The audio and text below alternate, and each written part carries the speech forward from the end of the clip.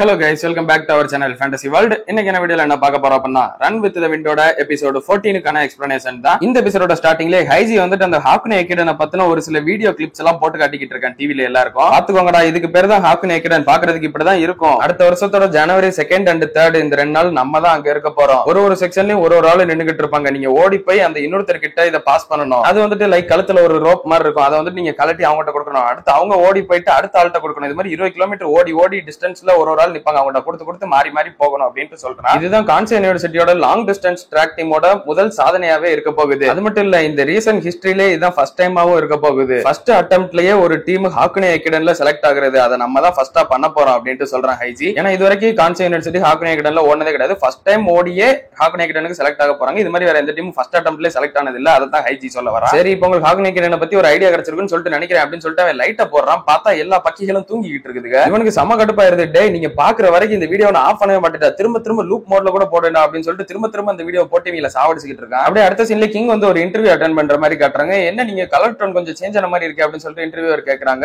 ஆமா சார், நான் இப்ப ட்ரைனிங்ல இருக்கிறேன். நான் இப்ப ஹாக்குனே அகாடமில ஓடுறதுக்காக எய்ம் பண்ணிக்கிட்டு இருக்கேன் சார் அப்படின்னு சிரிச்சுக்கிட்டே சொல்றான். இந்த ஒரு பிளாஷ்பேக் வந்துட்டு இவங்க மவுண்டனுக்கு போறதுக்கு முன்னாடி தான் நடந்திருக்கும். அப்படியே அந்த பிளாஷ்பேக் இப்ப கட்டாய் மறுபடியும் இப்ப ரியாலிட்டிக்கு வருது. இங்க ஓட முடியாம அந்த ஏதத்துல திணறிக்கிட்டு ஓடிக்கிட்டு இருக்கான். பின்னாடி பார்த்தா நம்ம நீராவுமே அவனை அசால்ட்டா ஓவர்டேக் பண்ணிட்டு போகுது. ஆனா சிண்டோ மட்டும் அந்த ஒரு ஏத்தத்துல கூட செம்ம சூப்பரா ஓடிக்கிட்டு இருக்கான். அவனுக்கு எக்ஸ்பீரியன்ஸ் இருக்கும் இல்லையா, அதனால அவன் செம்ம ஸ்பீடா அவன் பாட்டுக்கு போய்கிட்டு இருக்கான் ஜாலியா. அப்படியே இங்க ஓடிட்டு வீட்டுல உட்காந்துருக்கும் போது அவனோட லேப்டாப்பை பாத்துக்கிட்டு இருக்கான். பார்த்தா இப்ப 30 பேர் அவங்க ஃபேன் கிளப்ல சேர்ந்திருக்காங்க. இதை அவன் மூசா கிட்டயுமே சொல்றான். பரவாயில்லடா, நீ வெப்சைட் கிரியேட் பண்ணதுக்கு அப்புறமா தான் இப்படி நிறைய பேர் வந்து சேர்ந்திருக்காங்க அப்படின்ட்டு சொல்றான். இல்லடா, நீ போட்டோ நல்லா எடுத்து கொடுத்த, அதனாலதான் நிறைய பேர் வந்திருக்காங்க அப்படின்னு சொல்லிட்டு சிண்டோவும் சொல்றான். அப்புறம் நீக்கோ பத்தி ஒரு பிளாஷ்பேக் போகுது. அவன் வந்துட்டு அவன் சிகரெட் வச்சுக்கிட்டு ஒரு வித்தியாசமா பொம்மை எல்லாம் செய்வான் தெரியுமா. அந்த பொம்மையை வந்துட்டு யூகி ஒரு ஸ்டோர்ல போய் காட்டி வித்திருப்பான். அதை பிடிச்சு போய் எக்கச்சக்க பேர் வேணும் அப்படின்னு சொல்லிட்டு கேட்க ஆரம்பிச்சாங்க. பாக்க நல்லா இருக்குது அப்படின்னு சொல்லிட்டு இது யூகியுமே காட்டுறான். ஒரு வாட்டி தான்டா வித்து, இப்ப வேற லெவல்ல போய்கிட்டு இருக்கா, நல்ல ப்ராஃபிட் கிடைக்கும் போலடா அப்படின்னு சொல்றான். நீ இதை கிரியேட் பண்றது இன்னும் அதிகமாக்க முடியுமா, உன்னோட ப்ரொடக்ஷனை கூட்டு அப்படின்னு சொல்லிட்டு யூகி சொல்றான். இது ஒன்னும் அவ்வளவு கஷ்டம் இல்லடா, ஜுஜிபி மேட்டர் நான் பண்ணி தரேன் அப்படின்னு சொல்லிட்டு நீக்கவும் சொல்லிடுறான். அப்படின்னா நானுமே இதை நம்மளோட வெப் பேஜ்ல போடுறேன் அப்படின்னு சொல்லிட்டு சிண்டோ சொல்றான். அப்படின்னா இதை நம்ம ஆன்லைன்ல கூட சேல் பண்ணுவோம் அப்படின்னு சொல்லிட்டு யூகியும் சொல்றான். உங்களுக்கு என்ன தோணுதோ அதை பண்ணுங்கடா அப்படின்னு சொல்லிட்டு நீக்கோ சொல்லிடுறான். அப்படியே நீக்கோ அவனோட வெயிட்டையுமே பாக்குறான். அந்நேரம் வெயிட் செம்மையா குறைஞ்சிருக்கா. அதை நினைச்சு எக்ஸைட்டிங் ஆகுறான். இப்ப அதை கட் பண்ணி அப்படியே பிரசன்ட் காட்டுறாங்க. யூகி வந்துட்டு ஆளுக்கு 20 கிலோமீட்டர் ஓடி ஆகணும் ஹாக்குனே அகாடமில அப்படின்னு சொல்றான். ஆமாடா, கண்டிப்பா ஓடிதான் ஆகணும். அதனாலதான் நான் இப்ப உங்களை 10,000 மீட்டர் ரன்னிங் ஓட வைக்கலாம்னு சொல்லிட்டு பிளான் பண்ணிக்கிட்டு இருக்கிறேன். நிறைய நம்மளோட டிஸ்டன்ஸுமே இன்னும் இன்க்ரீஸ் பண்ணணும், அப்படின்னா நமக்கு நல்லா இருக்கும் அப்படின்னு சொல்லிட்டு ஹைஜி சொல்றான். நான் லாங் டிஸ்டன்ஸ் ரன்னிங் பத்தி நிறையவே புக் எல்லாம் படிச்சேன் அப்படின்னு சொல்லிட்டு யூகி சொல்லிக்கிட்டு இருப்பே வெளியே ஜோ டென்ஸ் ஹானா 2 பேர் வந்துட்டு வாங்கப்பா வெளியே அடிப்போம் அப்படின்னு சொல்லிட்டு வெளியே கூப்பிடுறாங்க. போறதுக்கு முன்னாடி யூகி ஹைஜியை பார்த்துட்டு நான் இந்த மாதிரி புக்ஸ் எல்லாம் நிறைய படிச்சேன், அதனால நம்ம ஒரு ட்ரைனிங் பண்றதுலயும் அதுக்கான அர்த்தம் என்ன, அதோட பர்பஸ் என்னன்றதை மட்டும் நீ என்கிட்ட சொல்லு, என்னால முடிஞ்ச சஜஷன் நானும் உன்கிட்ட சொல்றேன், நம்ம அப்புறமா இதை பத்தி பேசலாம் அப்படின்னு சொல்லிட்டு போறாங்க. யூகி போனதுக்கு அப்புறம் கூரோஹாராவும் ஹைஜி கிட்ட வந்துட்டு இவருக்கு என்ன விட சயின்டிபிக்கான ஒரு சில விஷயம் எல்லாம் நல்லாவே தெரியும் போலயே அப்படின்ட்டு சொல்றேன். அதனால தானே நான் அவனை நம்மளோட டீம்ல மெம்பரா இருக்கணும்னு சொல்லிட்டு கூட்டு வந்தேன் அப்படின்னு சொல்லிட்டு ஹைஜின்னு சொல்லிட்டு போறான். அப்ப அப்படியே ஹைஜிக்கு ஒரு பிளாஷ்பேக் காட்டுறாங்க. அவன் வந்துட்டு ஹாஸ்பிட்டல்ல இருக்கிற மாதிரி அவனுக்கு காலில் புண்ணு இருக்கு இல்லையா, அதை தொட்டு பாத்துக்கிட்டு இருப்பேன். உன்னோட மசில்ஸ் எல்லாம் ரொம்ப டிஃபரெண்டா தெரியுது, ரொம்ப பயங்கரமா ஹார்ட் ஒர்க் பண்ணி ட்ரைனிங் எடுத்துக்கிட்டு இருக்கோம், ரொம்ப ஸ்ட்ராங்கா இருக்கிற மாதிரி இருக்கும் மசில்ஸ் எல்லாம் அப்படின்ட்டு சொல்றாரு. ஆமா, நாங்க எல்லாருமே நல்லா பிராக்டிஸ் பண்ணிக்கிட்டு இருக்கோம் அப்படின்னு சொல்லிட்டு ஹைஜி சொல்றான். இப்ப மறுபடியும் அந்த பிளாஷ்பேக் எல்லாம் கட் ஆகுது. இப்ப பிரசன்ட்க்கு வராங்க. நைட் எல்லாருமே நெருப்பை பத்த வச்சு சுத்தி நின்று பேசிக்கிட்டு இருக்காங்க. அப்ப நம்ம ஹைஜியுமே வந்துட்டு நம்ம டீம்ல எல்லாருமே கண்டிப்பா அபிஷியல் ரெக்கார்டை கொண்டு வருவோம், ஹாக்குனே அகாடமிக்கு குவாலிஃபை ஆகும், அதுக்கப்புறம் ஹாக்குனே அகாடமிலயுமே நம்ம வின் பண்ணுவோம், நம்ம எப்பவுமே எய்ம் ஹையா வைக்கணும், சோ நம்ம போக வேண்டிய தூரம் இன்னும் நிறைய இருக்குது, நம்ம சேர்ந்து ஸ்ட்ராங் ஆகுவோம், அண்ட் மவுண்ட் ஹாக்குனே is the steepest of the world அப்படின்னு சொல்லிட்டு எல்லாரும் ஒரே மாதிரி சொல்றாங்க. இதெல்லாம் சொல்லி முடிச்சதுக்கு அப்புறம் எல்லாருமே அன்னைக்கு நைட்டு செம்ம ஃபன்னோட வெடிச்சு என்ஜாய் பண்ணி செம்ம ஜாலியா லேண்டுகிட்டு இருக்காங்க. இவங்க எல்லாருமே அப்படியே லைனா நின்று அந்த வான வெடியை வேடிக்கை பார்த்துக்கிட்டு இருக்காங்க. அப்போ ஹானாவோட அப்பாவுமே ஹானா கிட்ட பேசுறாரு. இவங்க எல்லாருமே பயங்கரமா ஹார்ட் ஒர்க் பண்றாங்க, இவங்க பண்றதை பார்த்தாலே கண்டிப்பா அவங்க சாதிக்கணும்னு சொல்லிட்டு நமக்கு தோணுது. ஆனா இவங்க எந்த அளவுக்கு ஹார்ட் ஒர்க் பண்றாங்களோ அதே அளவு தான் மத்த வெளியே இருக்கிற எல்லாருமே பண்ணுவாங்க.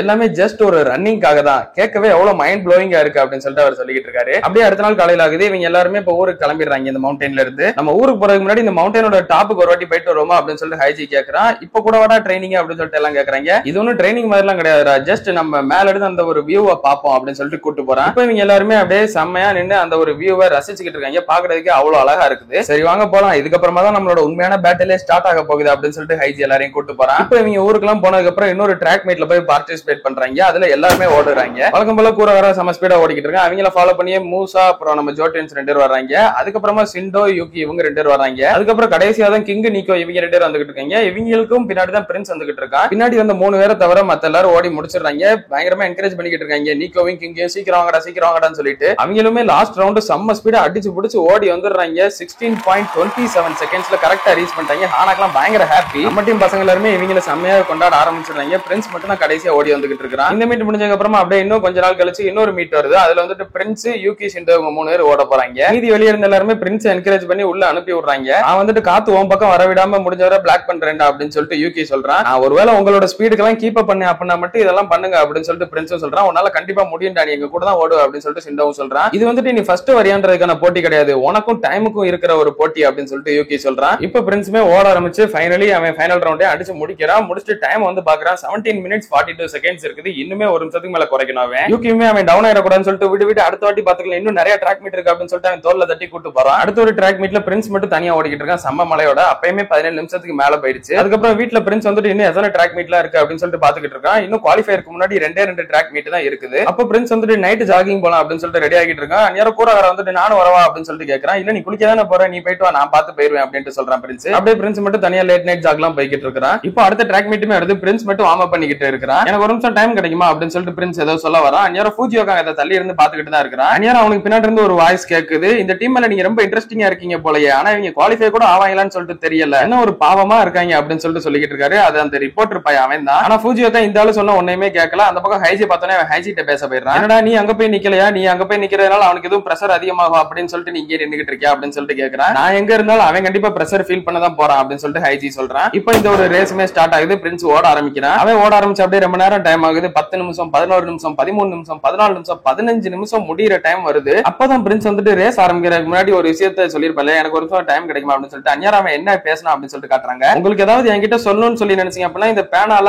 என் கையில இந்த பக்கம் எழுதி கொடுங்கடா அப்படின்னு சொல்லிட்டு சொல்லியிருப்பான். அதை நினைச்சுக்கிட்டே அவன் எப்பயும் போல இப்ப ஓடிக்கிட்டே இருக்கிறான். அவன் மனசுக்குள்ளேயே தோணுது, சீரியஸ்லி இவங்களோட ஃபேஸ் எல்லாத்தையுமே பாருடா, எனக்கு இப்போதைக்கு வேற சாய்ஸே கிடையாது, ஏன்னா நான் தான் இன்னுமே பெஸ்டா புஷ் பண்ணிக்கணும் அப்படின்னு சொல்லிட்டு அவன் கையை பாக்குறான். கையில ஃபார்வர்ட் அப்படின்னு சொல்லிட்டு எழுதி இருக்குது. முன்னோக்கி போகணும், முன்னோக்கி போகணும், ஃபார்வர்ட் ஃபார்வர்ட் அப்படின்னு நினைச்சுக்கிட்டே ஓடுறான். ஃபார்வர்ட் ஃபார்வர்டுன்னு சொல்லிட்டு அவனோட காலை செம்மையா லாங் ஸ்டெப் வச்சுக்கிட்டு சூப்பரா போய்கிட்டு இருக்கான். இந்த வாட்டி ஃபைனல் மொமெண்ட் வர ஃபார்வர்ட் அப்படின்னு சொல்லிட்டு கத்திக்கிட்டே ஓடி வந்து அவனோட லைனை வந்து ரீச் பண்றான். ஓடி முடிச்சுட்டு வந்து அப்பதான் பின்னாடி திரும்பி டைமிங்க பாக்குறான். 16.26, 27, 28 அப்பதான் ஓடிக்கிட்டு இருக்குது. which means அபிஷியல் ரெக்கார்டை கொண்டு வந்துட்டான் பிரின்ஸும். நம்ம பயிலுக்கு எல்லாரும் சந்தோஷத்துல குதிச்சுக்கிட்டு கிடக்குறாங்க. இப்ப எல்லாருமே அபிஷியல் ரெக்கார்டை கொண்டு வந்தாச்சு, இப்ப நம்ம குவாலிஃபயருக்கு ரெடி ஆயாச்சு அப்படின்னு சொல்லிட்டு இதெல்லாம் தூரத்துல இருந்து பாத்துக்கிட்டு இருந்த ஹைஜிக்கு சந்தோஷத்தை அடக்கவே முடியல. கிட்டத்தட்ட ஆனந்த கண்ணீர் விடுற மாதிரி ஆயிடுறான். இதை ஃபூஜியோகாவுமே பார்த்து சிரிக்கிறான். பிரின்ஸ் எல்லாருமே ஓடி வந்து அப்படியே கட்டி பிடிச்சு அரவணைக்க ஆரம்பிச்சிடுறாங்க.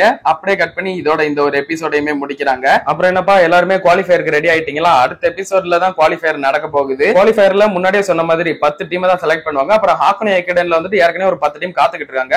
அதாவது ப்ரீவியஸ் இயர் வின் பண்ண இல்ல ஃபர்ஸ்ட் 10 டீமா வந்த டீம் அப்படியே செலக்ட் பண்ணி வச்சிருக்காங்க. சோ ப்ரீவியஸ் இயர்ல ஃபர்ஸ்ட் 10 வந்த ஒரு 10 டீம், அப்புறம் இப்ப நடக்க போற குவாலிஃபயர்ல செலக்ட் ஆக போற ஒரு 10 டீம், இந்த 20 டீமுக்கு தான் ஹாக்குனே ஏகடன்ல ரேஸ் நடக்க போகுது. சோ இந்த குவாலிஃபயர்ல 10 டீமுக்குள்ள நம்ம பசங்க போவாங்களா இல்லையான்றத அடுத்த ஒரு 2-3 எபிசோட்ஸ்ல நமக்கு தெரிஞ்சிடும். அதெல்லாம் நீங்க தொடர்ந்து பார்க்கணும்னு நினைச்சீங்க அப்படின்னா மறக்காம நம்ம சேனலை சப்ஸ்கிரைப் பண்ணி சப்போர்ட் பண்ணுங்க. அப்படியே இந்த எபிசோட் பிடிச்சிருந்தா மறக்காம ஒரு லைக் போட்டு போயிருங்க. நான் உங்களை இன்னொரு நல்ல வீடியோல மீட் பண்றேன். Bye guys.